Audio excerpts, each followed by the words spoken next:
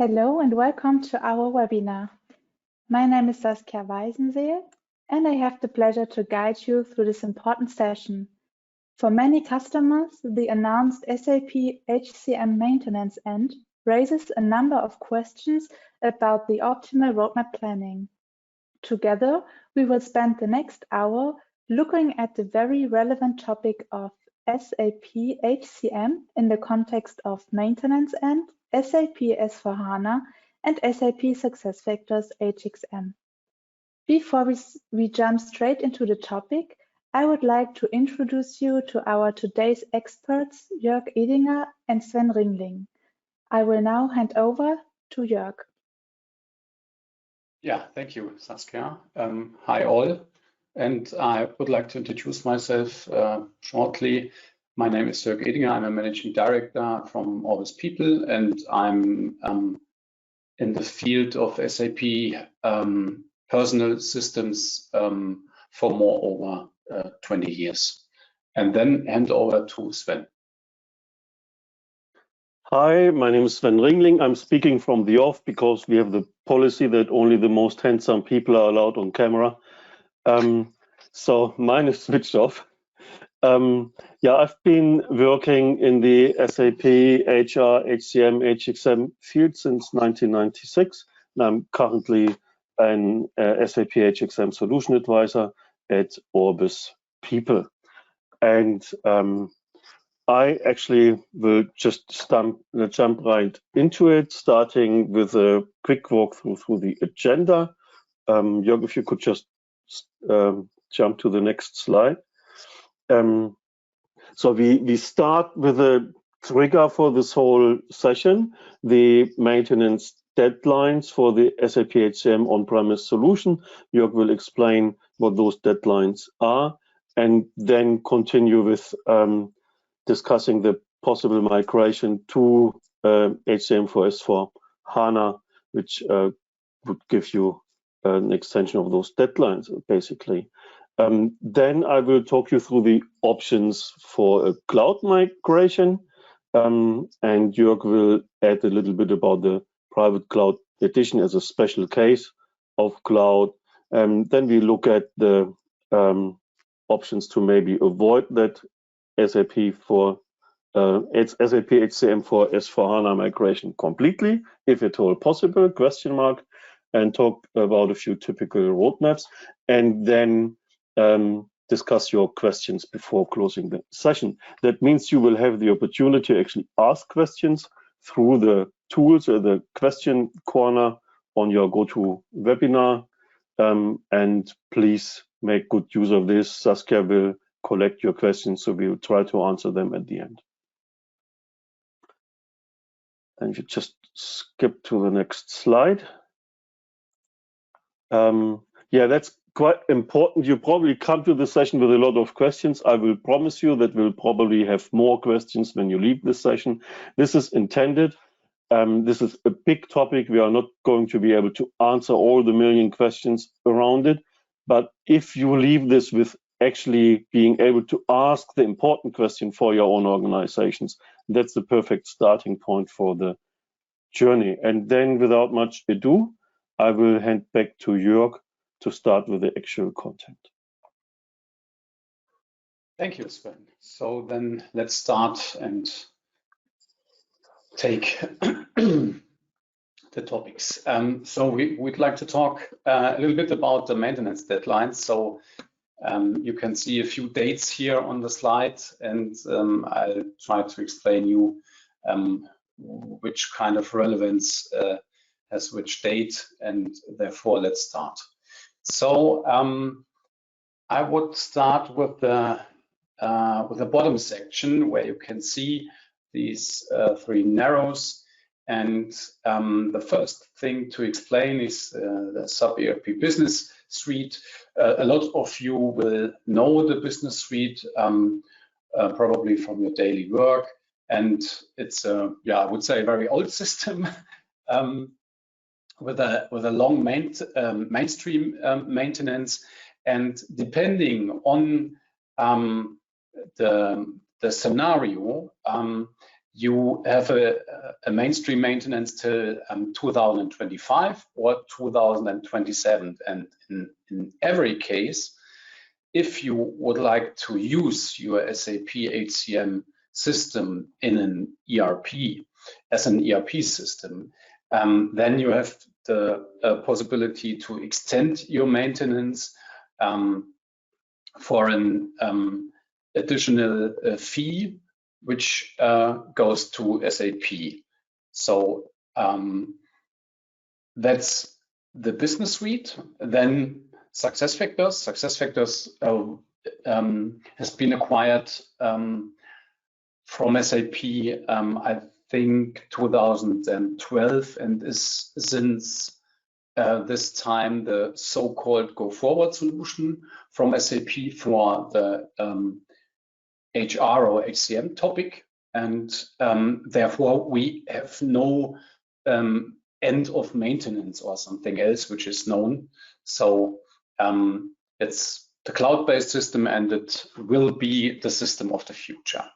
And then we have the HCM for S4Hana system.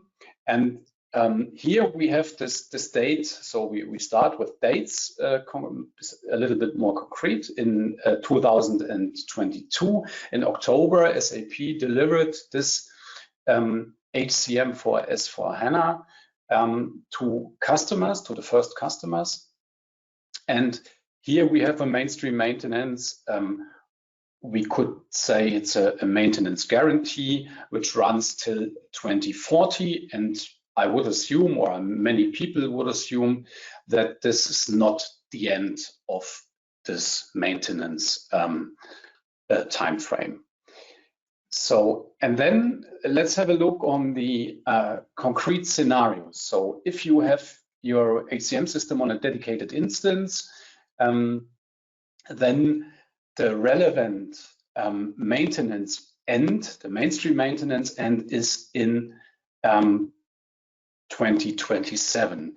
And if we talk about years, we always mean the 31st of December of a year. Because I've heard sometimes it's the 1st of January. So it's always the 21st of December of a year. And then after 27, if you would like to use your system for further times, then you have to request. It's a really request by SAP to for extended maintenance. So, but after 2030, you are obliged to change the system, to migrate the system from the ERP stack to the HCM for S4Hana stack. That's the first line. The second line, we have this HCM system integrated on the same instance as your ERP system, which means that not only HCM is running in a system, also other modules like FICO or sales and distribution and other modules can be run on the same system. And in this case, we have the same time frames. So 2027 is the end of the mainstream maintenance in this case, and 2030 is the date you have to change your system. You have the migration as is necessary, and then you have all modules in the new SAP S4Hana system. And then we have a special case, which means your HCM is also, or has been running on an SAP ERP system with other modules, but the whole system was converted to SAP S4HANA, but before the October of 2022. In this case, the customers are running a so-called compatibility pack. And this is a possibility to use the system in the same way as a HCM system, but it's not with the code from an SAP S4Hana system. So therefore, we have this difference, and in this case, only in this case, there is the customers are obliged to make the migration in 2025 at the latest. And it's important to say that it's not only the end of maintenance, it's the end of the right to use the system. So if a customer would like to use the system after 2025, it wouldn't be illegal. It would be illegal.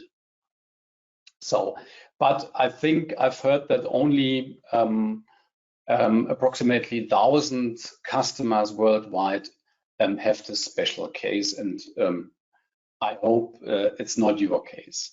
So that as a first slide to the deadlines, and then let's go to the migration a little bit more in process, in technical things and solution scope, and also licensing. So this is a short view about the technical process. So if you come in the upper section, if you come from an SAP ERP system with a database which is not a HANA database, then the conversion runs not directly to an HCM for S4Hana with an HANA database. And the first point during the conversion process, your system will be upgraded to this S4Hana system, but there is also running an HCM compatibility pack. That's the first step. And after this step, then you as a customer or your consultants will activate this HCM for S4HANA via the switch framework. So I think a lot of you know the switch framework, transaction SFW5, I think. And that's the mechanism to activate the HCM for S4HANA. And also for customers who are on a HANA database and have a compatibility pack, although these customers cannot go directly to an HCM for S4HANA, they also have to go the same way and have to activate the system via the switch framework. If we go a little bit deeper, then I think it's important to see what will be change or where's the change for the new system. So an SAP divides it into the so-called simplification items. Some of you have heard about it, and the so-called innovations. So innovations are new functionalities within the system, but don't be disappointed, there are not really new functions. There's no innovation within the SAP HCM for S4HANA because SAP delivers no new code line as in other modules. So all or most other modules gets new functionalities, gets new user interfaces with Fiori and so on. But that's not the case for the HCM system. And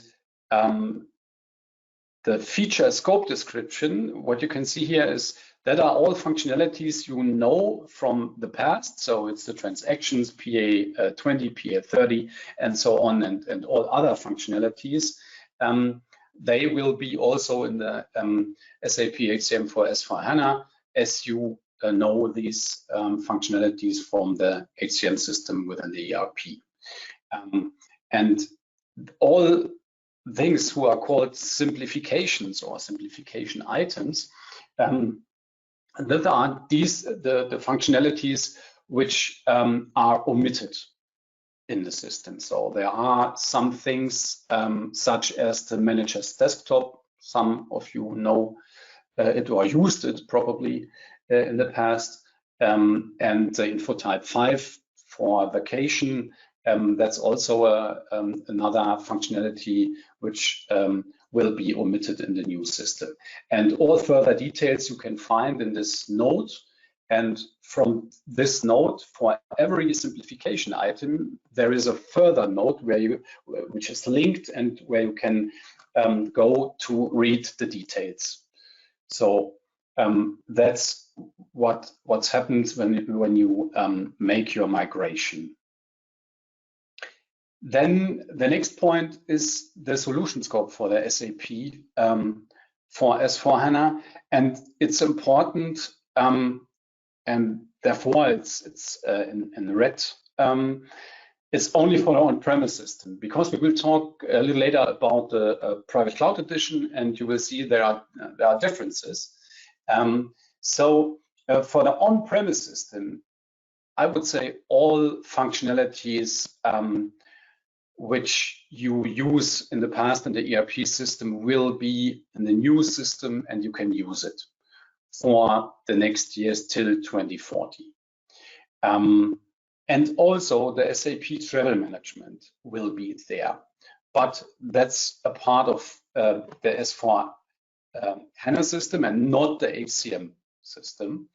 And the only relevant thing which will be omitted also is all Java components which have been used in the past for probably the learning solution or for the web pros based on Java. They will be omitted in the future system. So all other components, you know, will be there, and you can use it in the future. So, and now to the question, what happens with our HCM system when we are on HCM for S4HANA. So as we said, it's available since October 22. And what is new is that the HCM is a part of the S4HANA product family. This has a consequence concerning the maintenance, because the maintenance guarantee or the mainstream maintenance for the HCM for S4HANA is linked directly to the S4HANA system itself, and it's not isolated for HCM. So if SAP someday will say we will have a longer mainstream maintenance, probably for 2045, then that's also valid for the HCM system. The next point is the approach you can migrate the system to HCM for S4HANA. It's not possible to use a simple brownfield approach. So it's not possible to only to say, okay, we migrate every object and then we can use the system as in the past. So it's more than a straight release upgrade, and that's the testing of simplification items and the innovations. And therefore, it's important to analyze the simplification items and to decide which solution will you use in future. Probably you have this solution already in place, then it's no problem. But if you use some functions in the system which are a simplification item, then you have to analyze it and to decide what will happen in the future. Then the business partner concept is a point which becomes more important, and the CVI, what you can see here, stands for customer vendor integration. That's one of the, I would say, one of the most important topics during the migration process. So typically for all personal numbers within the system, business partners will be created and will be used for some functionalities within the system.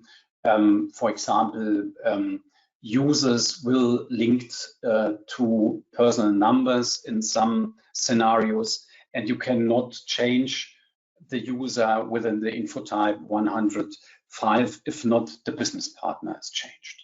So there are some dependencies, and that has to be considered. Then we will have some bits of new features, but that are not much. One point, and the second point, as you can see, only for stability reasons or for GDPR reasons. And yeah, preparation work and cleanup is necessary. So you have to check your authorities. If you have a concept to delete some data on database level due to legal obligations or for other reasons, so that are things you should do before you make the migration. The software components are merged, and you can see the new component is called S4 HCM, and all country components become an C after this M, and then the abbreviation for the country. So for UK, the CGB, and for Germany, probably the CDE. And there's a new delivery strategy from SAP, which comes with S4. So your S4 colleagues will know it. This is 2+7 strategy, which means you have 7 years maintenance for a release, and every half year you will have a so-called feature pack delivered from SAP. If in the feature packs are some functions for HCM, then SAP will provide some notes where you can see the details.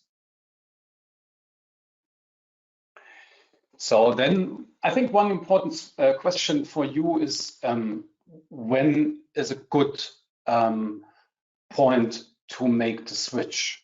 And yeah, deadlines are important, as you can see, but there's no need to make tomorrow a project plan and to start one day later. So I think it's the best hint is to keep calm and watch, and then watch what is the development from SAP, and which information will SAP give you during the next 1, 2, or 3 years.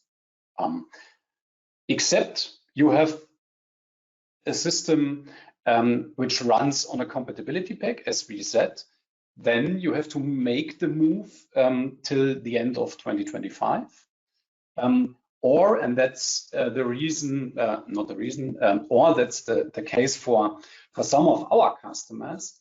They are have an integrated HCM with other modules on one system, and if these modules will do a switch with the rest of the system and the customer will not make a carve out, and that's the case at our customers, then HCM must go with this module. So we have now some customers will go live next year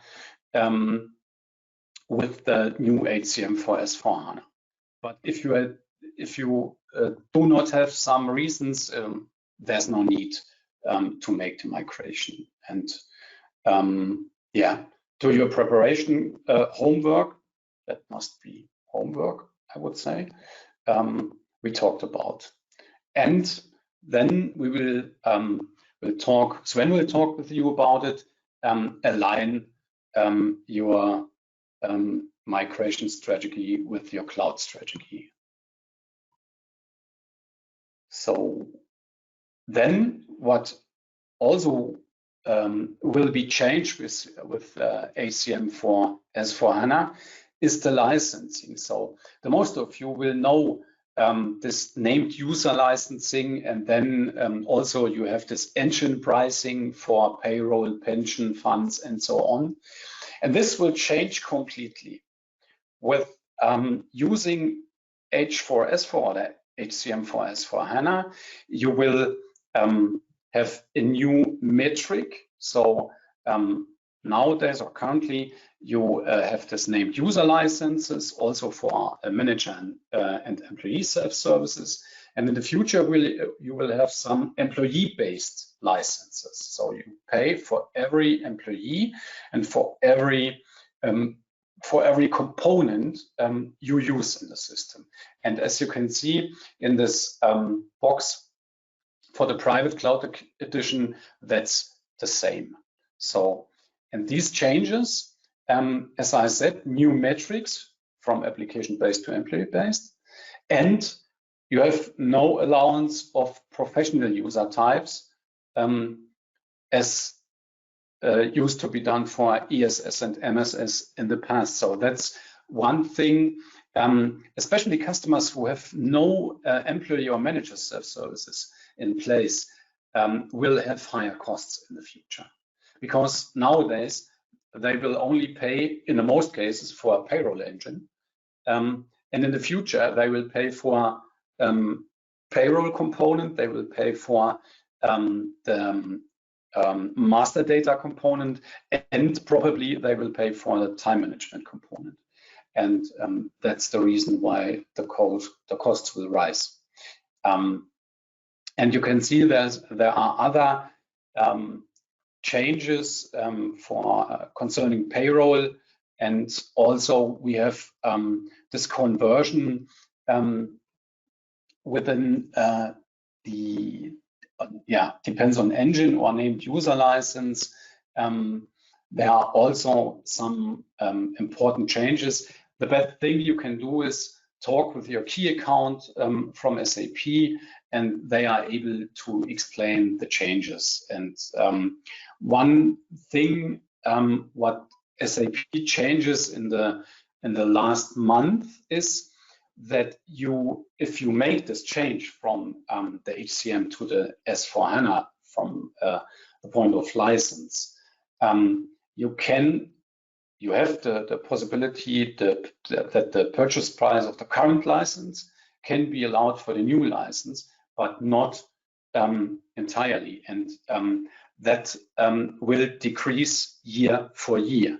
So probably you have this year an allowance for 90%, and next year only for 80%. And the same applies to the maintenance. But that's our recommendation. Talk to your key accountant from SAP. And I think that's the last, the next slide comes from Sven, and I will hand over to you, Sven. Okay, so Jörg has explained to you why you need to do something, and that the kind of straightforward way of getting around or getting over the maintenance deadlines, whether it's 27 or whether you want to pay more until 2030, or whether you have to act 2025 because of the Compatibility Act. So he has shown you the option to actually move to HCM for S4HANA. You realize I already have a problem with pronouncing this, so I'm picking something else. I'm picking the option to move to the cloud.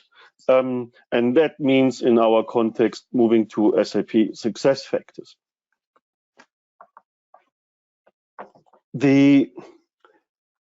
If you want to summarize the SAP HXM strategy in the cloud, I think I would do it in 3 lines. If you come from the overall SAP ERP context and you know that there is a way to go to S4HANA on-premise, but also to an S4HANA cloud, there is no S4HANA cloud in HXM, period. But we have SAP SuccessFactors. We've had this for more than 10 years now in the SAP families. So as an HCM community, we are a bit ahead of the ERP people, as always, I would like to say, right? And any significant innovation will only happen in SuccessFactors. Jörg mentioned that already, but that's very important. If you decide to stay on-premise by just migrating to HCM for S4Hana, you will be cut off all major innovations. The system will be kept alive and be kept legal. There will be legal updates, but all the nice new things happen in SuccessFactors. And I think that's a good reason to look at the migration. It would be a good reason even without the deadline. So if you come from an SAP HCM system, maybe if you started with it in the 90s like I did, you know where it comes from. It was designed for an HR department to do their administrative work. At that point, there was no self-service. Most people had never logged into the internet at all at that point. And then later, it was realized we need something for self-service, and it was just wrapped around it and tried to make up for the initial lag. But it's still kind of patched together.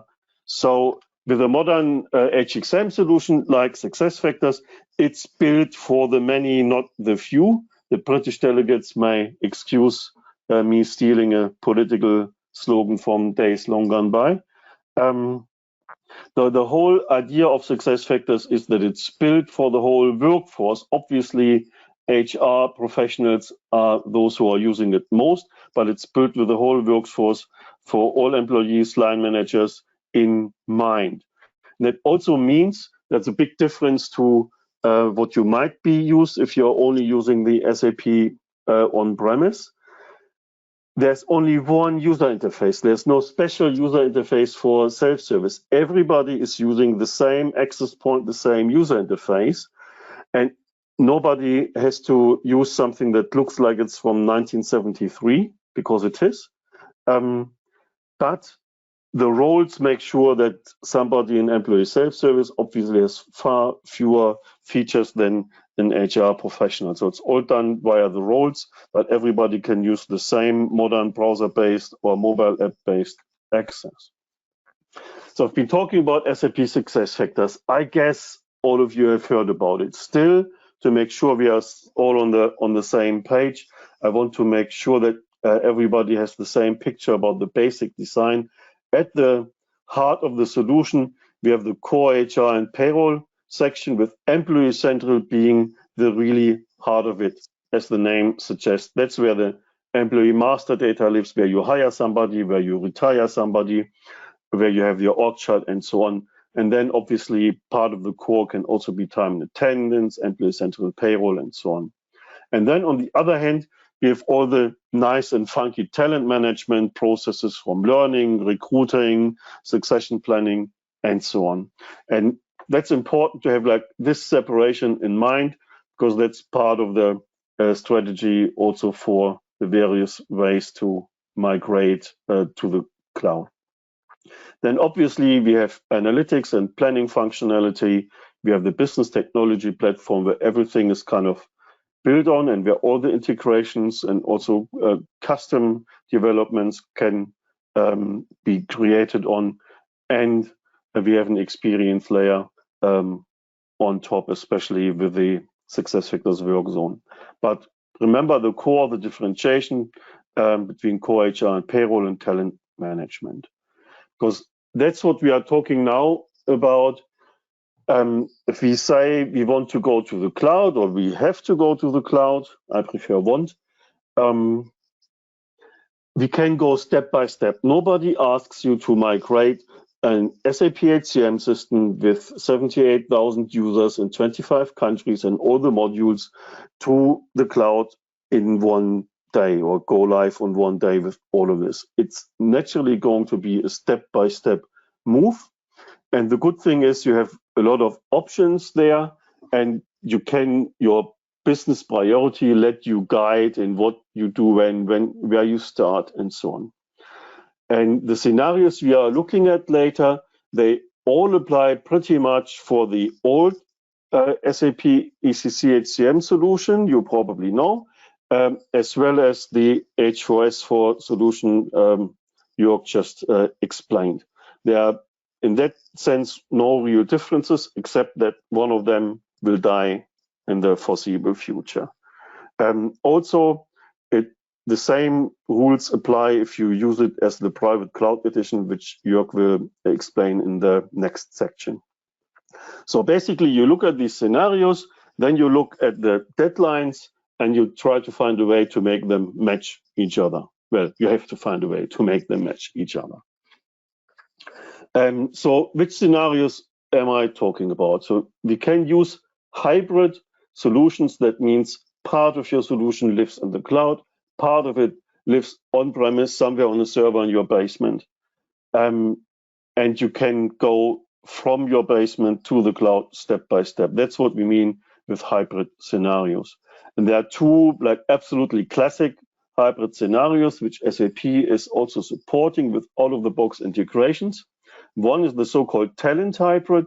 That means I leave the core, which is usually also more difficult to move, on-premise, don't really touch it for now, and use all the talent management modules in SuccessFactors where we have the core or the main part of the innovation anyway. The other scenario is the core hybrid, where we actually move the very core of the system, personnel administration, organizational management, from on-premise to Employee Central, which is the central part of SuccessFactors. Obviously, you can have your talent modules there too. You can go each sequence, starting with talent, start with core. That's all up to you. And then in the future, at some point, we try to arrive at a full cloud solution so that you don't have to worry about any infrastructure anymore. Everything is in a modern solution. So this is kind of the main SuccessFactors part. The reason that the business technology platform section here goes out of my box is not that I did a poor design. Well, I do poor designs anyway on PowerPoint, but this has a reason, because the BTP is also here to connect your main SuccessFactors solution with other SAP or third-party solutions. So you could use it to integrate with Concur for travel and expense, or with the SAP Analytics Cloud and DataSphere for all your analytics, and so on. So these are the main scenarios. Keep those in mind. You can start wherever you want, and then at some point you need to decide whether and when you have to move to H4 S4. In this move to the full cloud scenario, there are usually a few challenges you come across, because there's no adequate cloud solution available at the moment, or at least it hasn't been maybe a few years ago. And that's why many customers are still a long way away from a full cloud solution. And these things are payroll. There's no new payroll developed with SuccessFactors. There's something else. We'll get to that in a minute. There's time management, which was very lean until 2 years ago in SuccessFactors. There's anything like operational workforce planning, shift scheduling, which is not available. And then customers sometimes use the personnel cost planning and simulation component in on-premise, where there's no direct equivalent in SuccessFactors. And then obviously there are the custom developments. Payroll. So I said there is no new payroll developed with SuccessFactors. However, if you look at the SuccessFactors price list, you will find something called Employee Central Payroll. What's that? It's the payroll you know from your old on-premise system, and somebody found blue wrapping paper with white clouds on it and wrapped it around it. And that means it looks a bit prettier, but most importantly, it doesn't have to live on your infrastructure anymore, so it can move out into the cloud. You don't have to worry about that. And it also means it's integrating in an easier way with SuccessFactors, because you don't need the middleware of the BTP necessarily. So it's more or less the same functional scope of this battle-tested, proven payroll that's worked for 70-something countries. but it's payroll only. So if you decide to go for employee central payroll, you can't take time and attendance or cost planning with you. It's just this one piece. That's the most important restriction. And because it's nothing new, it's often difficult to make the business case for migration. It's a great solution for customers who are not using SAP payroll yet, move into the SAP world from the outside, and then that's definitely the go-to solution for payroll right now. For existing customers, it's always a bit difficult to say, I do this project and I have the same thing more or less I had before, except for the infrastructure part. Then there is the so-called next generation payroll, which is a working title, unofficial, that SAP has been developing in the cloud for a while. At the moment, it's only available for early adopters in the UK, and the other countries are following. So that's something to watch, whether this might be available for you before the maintenance deadlines, especially if you are based in the UK, or the US is probably coming soon. There are rumors about South Africa not being far behind. So some of those on the call might actually have that available in their markets in the not too distant future. Time and attendance is a bit easier. Basically, we have had a new module in SuccessFactors 2 years ago, which is called time tracking. Until then, if there was anything at least a little bit difficult in time and attendance, SAP told you, use one of our partner solutions, Atos, Workforce Software, Kronos, or something else. But today, this is no longer the preferred approach, except for operational workforce planning or shift scheduling. The go-to solution for time and attendance in the cloud with SAP is now SuccessFactors time tracking. It's made a huge progress in the last couple of years, and we'll expect it to be feature parity as far as you can compare those systems at all in 24-25 with the on-premise solution. And then the last typical stumbling block for some customers, especially either in the public sector or generally like in Germany, is the personnel cost planning and headcount planning solution. In the past, there was a workforce planning module in SuccessFactors which was not very popular, and it actually deceased a year ago or so, and you can no longer buy it anyway.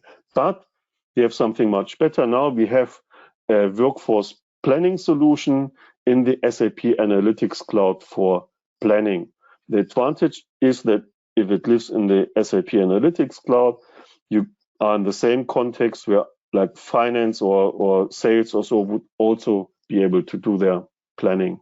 So you have a better integration on that side.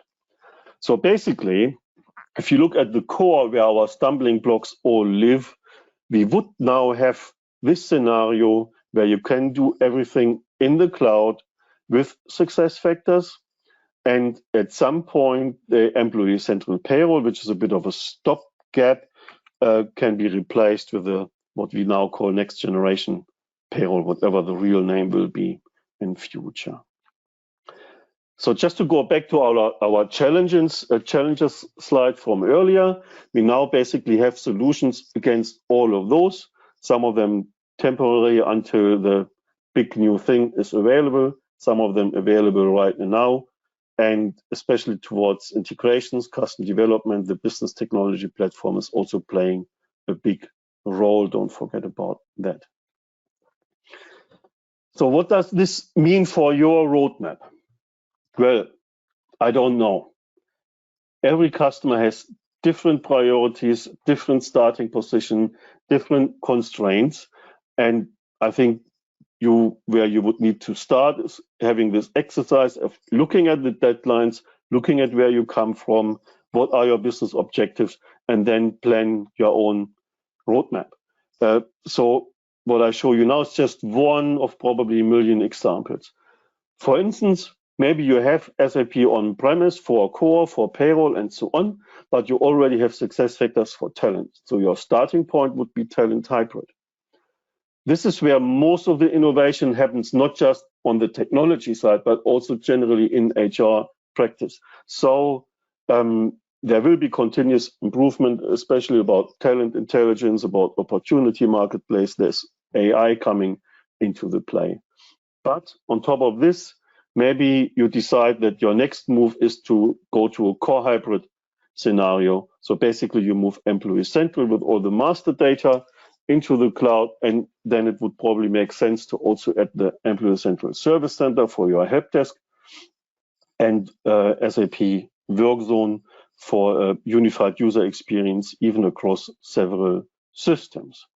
Then maybe your next priority is analytics and planning. So you connect it to SAP Analytics Cloud and also put in the workforce planning solution there.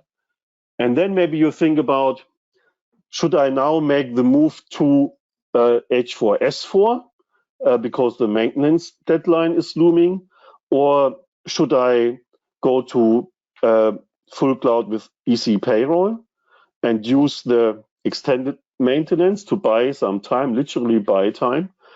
Or should I make the move a little bit later and basically wait for next generation payroll? Will it be available in time for my country or not? We don't know. There's no guarantee for availability for any country apart from the UK. So maybe you go this way and you never touch H4S4, or maybe you switch to H4S4 first. We'll talk a little bit about that in a minute, but first I'll hand back to Jörg, who talks about a different way of going to the cloud. So the private cloud edition is a way of using the old systems, the on-premise systems, where you have to go to H4S4 at some point, either way, but use a system that's designed for on-premise, but get rid of all the infrastructure requirements by putting it into a cloud infrastructure. So it's not software as a service, but it's infrastructure as a service, and to an extent, platform as a service. And sometimes it's worthwhile remembering that these more precise terms make sense. And that's what initially people talked about when software as a service came up. And now everything is cloud, and it's clouding it really a little bit with this terminology. But the idea is that if you don't want to use SuccessFactors, or you can't use SuccessFactors for everything, but you still want to get rid of the infrastructure and maybe make use of some SAP's contractual packages, then you can stay on the well-known solution with or without the switch to H4S4, depending on timescale, and have it in this so-called private cloud edition. But you didn't miss much, so this is still the one slide I was talking about, where the deployment is on a infrastructure provided by SAP, usually with a hyperscaler, and then inside that thing, you have different options, which depends on whether you go with a particular contract type, which is called RISE with SAP. If I say it's just a contract type, it sounds like it's not much, but really talk about it, because there are good options of packaging things up and making things worthwhile within your budget. Sorry, just next slide. So the important part is that we also have a different solution scope when we talk about PCE. So not everything that you can have in the on-premise H4S4 is available in the PCE version, most notably the e-recruiting and learning solution. I'm not going to go into all those details. You will receive the slides anyway, so it doesn't make sense to read it out to you. Just be aware, PCE can hold the old solutions, but it's not exactly the same scope. So what are the advantages? I already said it, you don't need your own infrastructure, and that also means you don't need to manage that infrastructure. For some organizations, when we talk about war for talent, that's quite important because they just don't find the people to do that infrastructure work, that platform work anymore. And most new people don't even want to learn that old stuff anymore, right? You can pick your own hyperscaler from the choices SAP offers. SAP delivers this technology service, which we used to call SAP Basis tasks. You have a really high availability through the SLAs, and it moves from license to subscription-based pricing. So some of your finance people, sorry about that. So some of your finance people would be happy that they can kind of partially move from CapEx to OpEx. Some SAP customers are struggling at the moment with SAP's announced cloud strategy. This is just an example from a recent article in Germany, but basically it says SAP customers are struggling with their cloud strategy. Why? Because it has been announced that innovation will only be delivered in the cloud.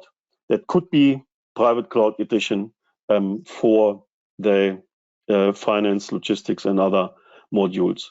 It's not a big change for us as HR. We've known for years that innovation will be in SuccessFactors, but there's a bit of a change for your ERP colleagues who until recently thought once they move to ERP and S4Hana, they will get all the innovation. This is not going to happen. So there might be change of strategy on that side that might also in some shape or form impact your HR solutions in terms of dependencies.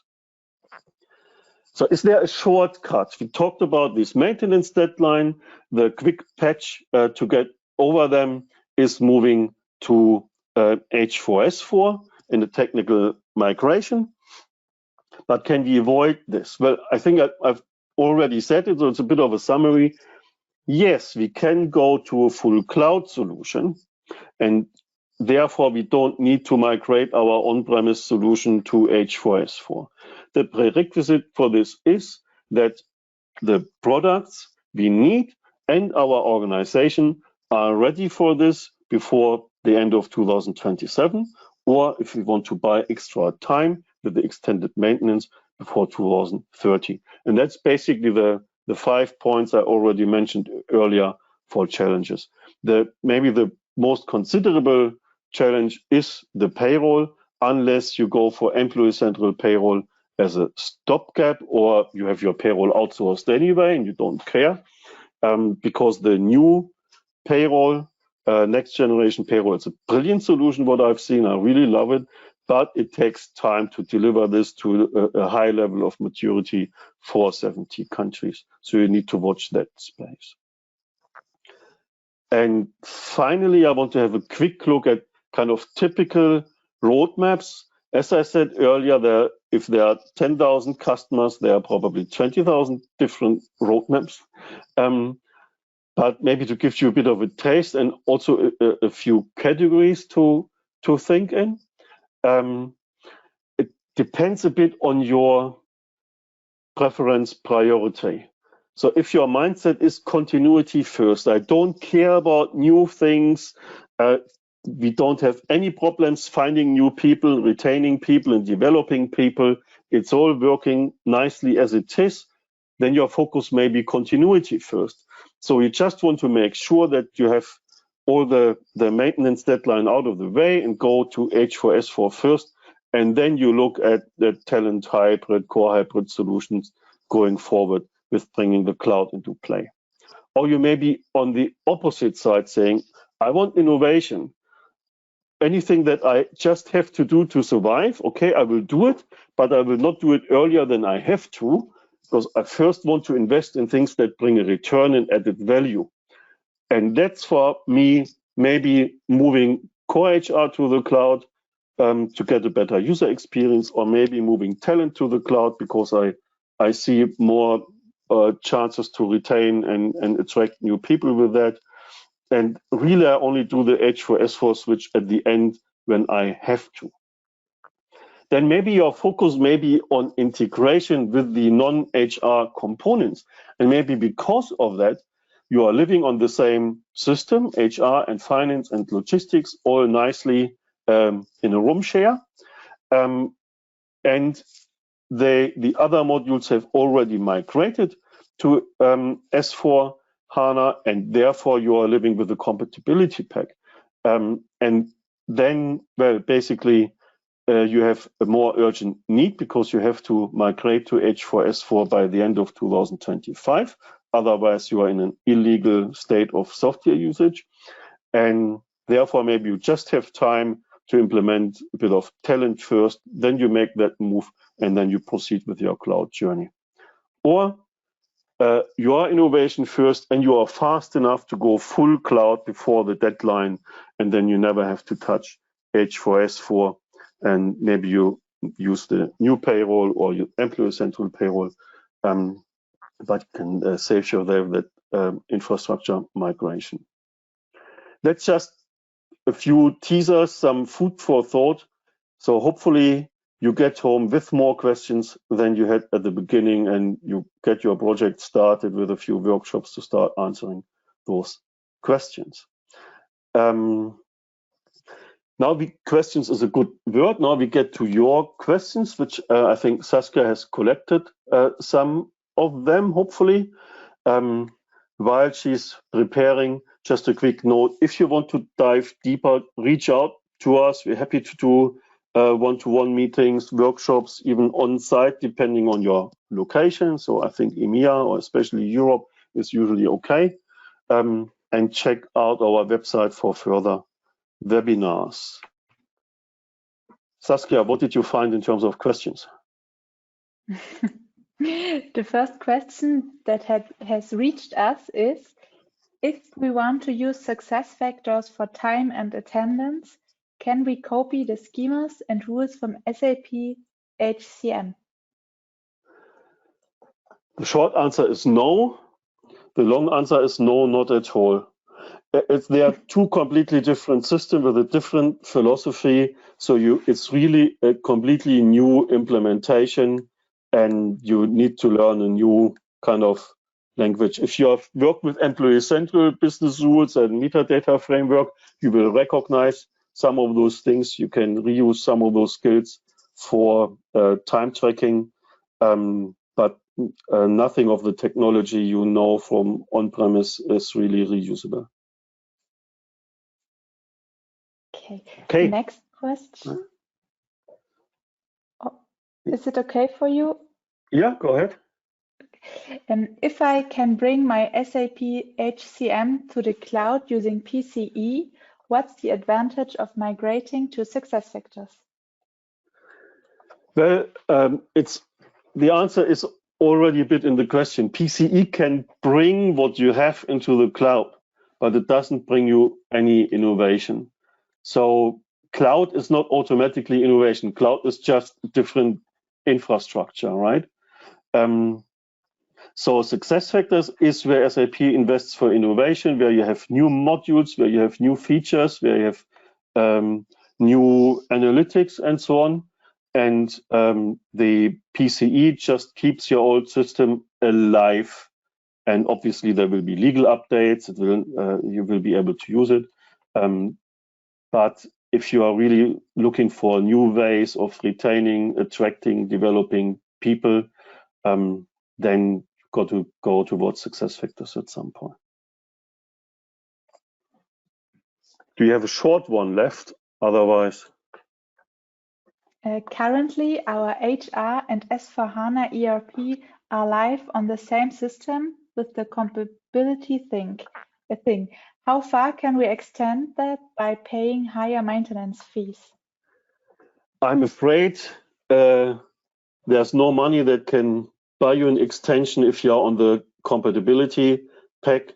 Extended maintenance is only for the non-compatibility pack scenarios. So if you are on the CP, you either have to do a carve out to get off the CP, or you have to switch by end of 2025. There's no way around it. I don't know if you ever offer like insane amounts of money to SAP when they do something, but there's no official way.